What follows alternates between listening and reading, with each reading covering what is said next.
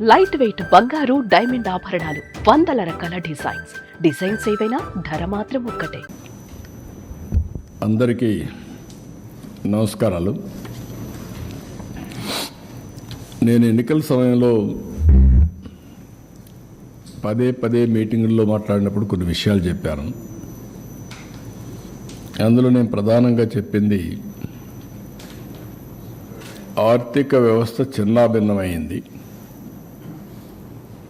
వ్యవస్థలన్నీ కూడా పూర్తిగా విధ్వంసానికి గురైనాయి. ఒక పక్క అమరావతి, పోలవరం, అమరావతిని 3 రాజధానులని 3 ముక్కలాటాడి ఫైనల్గా ఏదీ లేకుండా అమరావతిని సర్వనాశనం చేశారు, భ్రష్టు పట్టించారు. పోలవరం ఆంధ్రప్రదేశ్కి ఒక లైఫ్ లైన్, జీవనాడి. అలాంటి అమరావతి పూర్తిగా అంటే పోలవరాన్ని గోదావరిలో కలిపేశారు. ఎవరికి అంతుబట్టినటువంటి విషాదం అది. ఈ విధంగా ఒక్కోటి కాకుండా ఎవ్వరికి ఫ్రీడమ్ లేకుండా రాష్ట్రానికి రావాలన్నా ఈ రాష్ట్రంలో పుట్టిన వాళ్ళు భయపడే పరిస్థితికి వచ్చారు.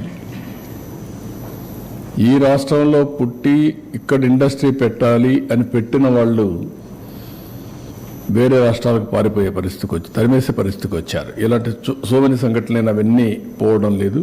ప్రజలకు ఒక్కసారి గుర్తు చేస్తున్నా. అయితే నేను ఆ రోజు చెప్పింది అప్పటికే 14 సంవత్సరాల అనుభవం ఉంది, చేసినటువంటి చరిత్ర ఉంది, ప్రూఫ్ ఆఫ్ కాన్సెప్ట్ కూడా ఉంది. ఒక ఐటీ, ఒక ప్రూఫ్ ఆఫ్ కాన్సెప్ట్.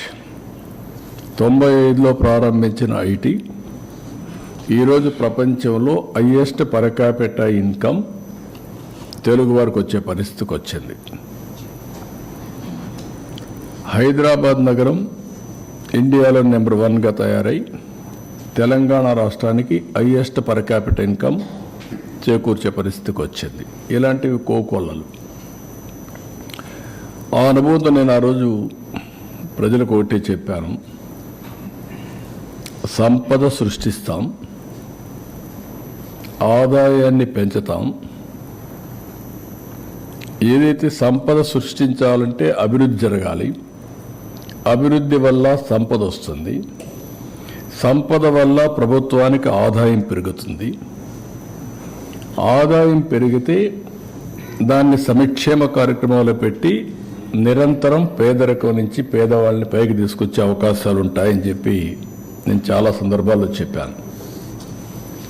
చాలామంది కూడా అన్నారు ఇవన్నీ ఏంటి అవి ఇవన్నీ మాట్లాడారు. నేను నమ్మిన ఆర్థిక సిద్ధాంతం ఇది. నేను ఇప్పుడు కాదు, 95లో నేను ముఖ్యమంత్రి అయ్యాను. 91లో ఆర్థిక సంస్కరణలు వచ్చాయి.